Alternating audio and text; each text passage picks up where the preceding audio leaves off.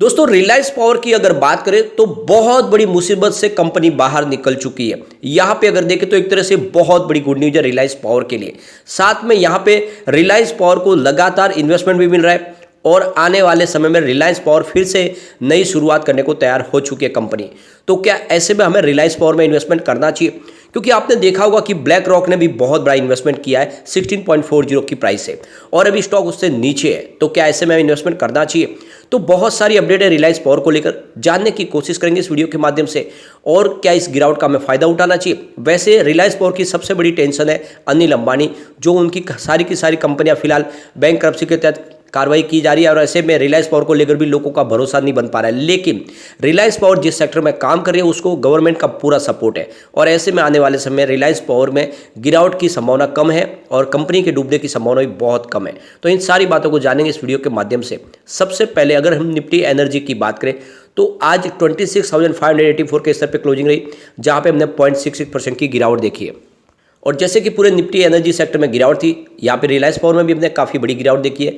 यहाँ पे देख सकते हो स्टॉक की शुरुआत 16.15 पर हुई और 15.45 का लो भी बना और अंत में क्लोजिंग 15.70 के आसपास बनी है, यानी 1.88% की बड़ी गिरावट है।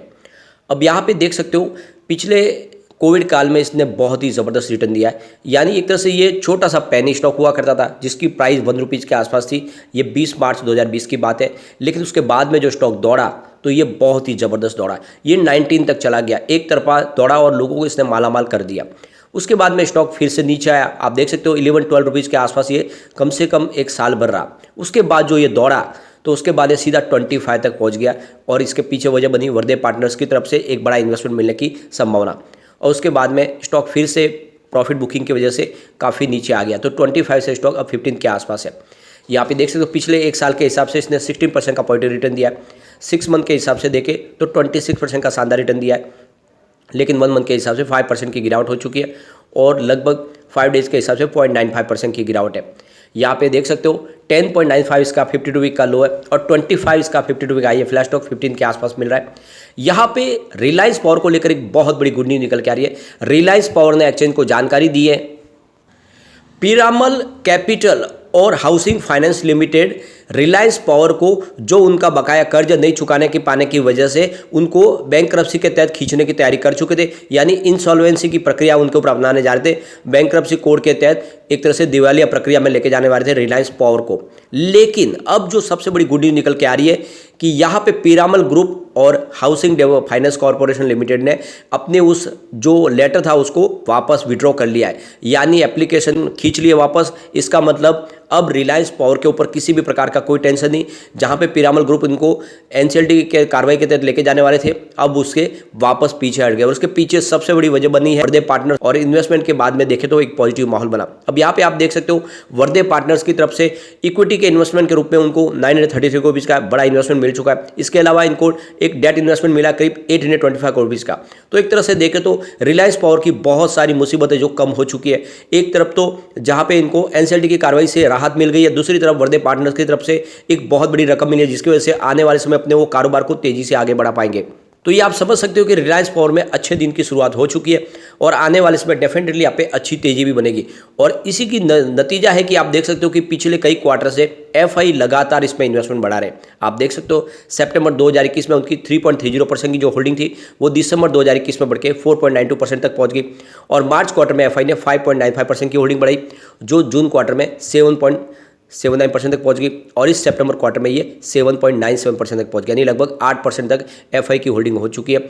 और ये होल्डिंग दुगुना से ज़्यादा बढ़ी है, क्योंकि पिछले सितंबर में मात्र 3.30% के आसपास होल्डिंग थी। तो जिस तरह से एफआई जम के खरीदारी कर रहे हैं रिलायंस पावर में, यहाँ पे रिलायंस पावर रुकने वाला नहीं है। अगर हम डीआई की बात करें तो उनकी होल्डिंग भी आपको थोड़ी सी बढ़ती हुई दिखाई देगी। सितंबर 2021 में जहाँ पे उनकी 3.51% की होल्डिंग थी, जो इस बार 3.53% हुई है। तो इस बार डीआई ने भी अपनी होल्डिंग को बढ़ा दिया है। पिछले 4 क्वार्टर में उनकी होल्डिंग अनचेंज थी, लेकिन इस बार डीआई ने भी भरोसा कर लिया है रिलायंस पावर पे। इसके अलावा जनरल पब्लिक की होल्डिंग आपको कम होती हुई दिखाई देगी। देख सकते हो 68.21% की होल्डिंग थी सितंबर क्वार्टर में, जो लगातार घटते हुए 63.54% पर आ गई है। यहाँ पे सिर्फ होल्डिंग जनरल पब्लिक की घटी है, लेकिन एफआईडीआई ने जम के खरीदारी कर ली है। यहाँ पे प्रमोटर की होल्डिंग भी 25% के आसपास है। तो कुल मिला के ये शेयर होल्डिंग पैटर्न का इशारा है कि आपको इसमें बिना डरे अब इन्वेस्टमेंट कर लेना चाहिए, क्योंकि रिलायंस पावर यहाँ पे मजबूत हो चुकी है और रिजल्ट देगा इस बार कुछ कम जरूर आए, लॉस भी बताया कंपनी है, लेकिन इनकी ऑर्डर बुक काफ़ी मजबूत है और काफ़ी प्रोजेक्ट है जो आने वाले समय में पूरे होंगे। ऐसे में रिलायंस पावर में डेफिनेटली इस लेवल से काफ़ी अच्छी तेजी आएगी। अब बाजार के लिए एक अच्छी गुड न्यूज़ ये निकल कर आ रही है कि एफआई फिर से आज बाजार में बायर बन गए। आप देख सकते हो 14 नवंबर तक उन्होंने काफ़ी अच्छी खरीदारी की थी, करीब 1089 करोड़ की, लेकिन उसके बाद 15 नवंबर को उन्होंने 221 करोड़ की बिकवाली कर दी और 16 नवंबर को उनकी बिकवाली बढ़ के 386 करोड़ के आसपास पहुंच गई, जिससे ये टेंशन होने लगा था कि अब एफआई बाजार में फिर से बिकवाल बनेंगे, क्या बाजार में बड़ी गिरावट होगी, लेकिन ऐसा हुआ नहीं। आज यानी 17 नवंबर को उन्होंने 618 करोड़ का नया इन्वेस्टमेंट कर लिया, जिस तरह से एक बाजार के लिए राहत भरी खबर है। एफआई अब फिलहाल बाजार में बिकवाल नहीं है, उन्होंने आज फिर से फ्रेश खरीदारी कर ली है, तो एक बाजार के लिए सेंटीमेंट सुधारने वाली बात है। इसके अलावा अगर आप देखें तो फंडामेंटली भी कंपनी अच्छी है, क्योंकि बुक वैल्यू से नीचे आपको स्टॉक मिल रहा है। इसका मार्केट कैप अगर आप देखें तो 5321 को बीच के आसपास से करंट प्राइस 15.60 की है, इसका लो 11 का और हाई 25 रुपीज़ का है। बुक वैल्यू आप देख सकते हो 32.60 की है, तो ये अपनी बुक वैल्यू से आपको आधी कीमत से भी कम में मिल रहा है, तो क्यों नहीं इसमें खरीदारी की जाए। इसका आरओसी 5.01 है और इसका आरओई -4.55% है, फेस वैल्यू 10 रुपीज़ है। अगर हम इसकी रेटिंग देखें तो बहुत ही शानदार रेटिंग निकल के आ रही है। मास्टर रेटिंग 5 स्टार में से 4 स्टार की रेटिंग है। इसकी ईपीएस स्ट्रेंथ देखें तो 5 स्टार में से 2 स्टार की रेटिंग है, जो काफ़ी कम कही जाएगी, लेकिन बायर डिमांड देखें तो 5 स्टार में से 5 स्टार की रेटिंग निकल के आ रही है। इसके अलावा इसकी प्राइस स्ट्रेंथ देखें तो 5 स्टार में से 3 स्टार की रेटिंग है और ग्रुप रैंक के मामले में 5 स्टार में से 2 स्टार की रेटिंग है। अब यहाँ पे इसके पिछले 5 साल की प्रदर्शन को देख लेते हैं, रिलायंस पावर ने कैसा प्रदर्शन किया पिछले 5 साल में।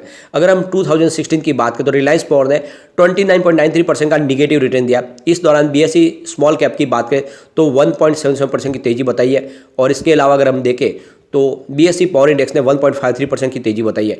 तो यहाँ पे लूजर आपको रिलायंस पावर दिखाई देगा 2016 का। अगर हम बात करें 2017 की तो रिलायंस पावर ने 21.97% का पॉजिटिव रिटर्न दिया है। इस दौरान बीएसई स्मॉल कैप 59.64% दौड़ा और बीएसई पावर इंडेक्स 19.83% दौड़ा। तो यहाँ पे आपको विनर बीएसई स्मॉल कैप दिखाई देगा, लेकिन पावर सेक्टर में कंपनी ने शानदार प्रदर्शन किया है, यानी पूरे बीएसई पावर इंडेक्स से अच्छा प्रदर्शन किया है रिलायंस पावर ने। अब 2018 की बात करें तो 52.76% का बड़ा निगेटिव रिटर्न दिया। इस दौरान बीएसई स्मॉल कैप में हमने 23.41% का निगेटिव रिटर्न देखा है। बीएसई पावर इंडेक्स भी 15.98% का निगेटिव रिटर्न देने में आप देख सकते हो यहाँ पे हमें देखने को मिल रहा है। तो यहाँ पर भी आपको 2018 का जो लूजर है वो रिलायंस पावर दिखाई देगा। अब बात करते हैं 2019 की तो रिलायंस पावर ने 87.87% का बड़ा निगेटिव रिटर्न दिया है। इस दौरान बीएसई स्मॉल कैप में हमने 6.85% का निगेटिव रिटर्न देखा है और बीएसई पावर इंडेक्स में 3.65% का निगेटिव रिटर्न देखा है। तो 2019 का भी लूजर आपको रिलायंस पावर ही दिखाई देगा। अब 2020 की बात करें तो 6.85% का हमने रिलायंस पावर में निगेटिव रिटर्न देखा। इस दौरान बीएसई स्मॉल कैप में हमने 32.11% की शानदार तेजी देखी है और बीएसई पावर इंडेक्स में 7.05% की तेजी देखी है। तो यहाँ पर 2020 का लूजर भी आपको रिलायंस पावर ही दिखाई देगा। लेकिन अगर हम 2021 की बात करें तो यहाँ पे रिलायंस पावर ने 288% का बम्पर रिटर्न दिया। इस दौरान बीएसई स्मॉल कैप में 62.77% की हमने तेजी देखी है और बीएसई पावर इंडेक्स 68.84% दौड़ा है। तो यहाँ पे विनर जो है वो बिल्कुल रिलायंस पावर है। तो आप देख सकते हो पिछले 3 साल के बाद सबसे शानदार प्रदर्शन किया है यहाँ पे रिलायंस पावर ने, जिससे एक बात समझ में आ रही है कि अब रिलायंस पावर पटरी पे आ चुका है। एक बार इसके पिवोट लेवल को चेक कर लेते हैं। तो यहाँ से अगर गिरावट होती है तो 15.27 का फर्स्ट सपोर्ट है, ये सपोर्ट टूटा तो स्टॉक 14.53 तक जा सकता है और यहाँ पर भी स्टॉक अगर नहीं रुका तो आप देख सकते हो कि 13.47 तक का इसका तीसरा सपोर्ट निकल के आ रहा है, यानी बड़ी गिरावट हो सकती है। लेकिन पॉजिटिव माहौल अगर बना तो आप देख सकते हो 17.07 का फर्स्ट रेजिस्टेंस है, इसको पार कर लिया तो फिर 18.13 तक स्टॉक जाएगा और यहाँ तक स्टॉक पहुंचकर फिर 18.87 तक भी जा सकता है। तो तेजी बनी तो आप देख सकते हो फिर से 19 के आसपास जाने की संभावना है, जो इसकी पुरानी हाई थी। तो बिल्कुल यहाँ पे इन्वेस्टमेंट आपको कर लेना चाहिए। लेकिन फ्रेंड, कोई भी इन्वेस्टमेंट करने से पहले अपने फाइनेंशियल एडवाइजर से गाइड ले ले या अपना खुद का रिसर्च करें, क्योंकि मैंने वीडियो आपके एजुकेशनल पर्पज के लिए ही बनाया। वीडियो पसंद आए तो लाइक से जरूर कीजिए और चैनल को सब्सक्राइब कर दीजिए। Thank you friend.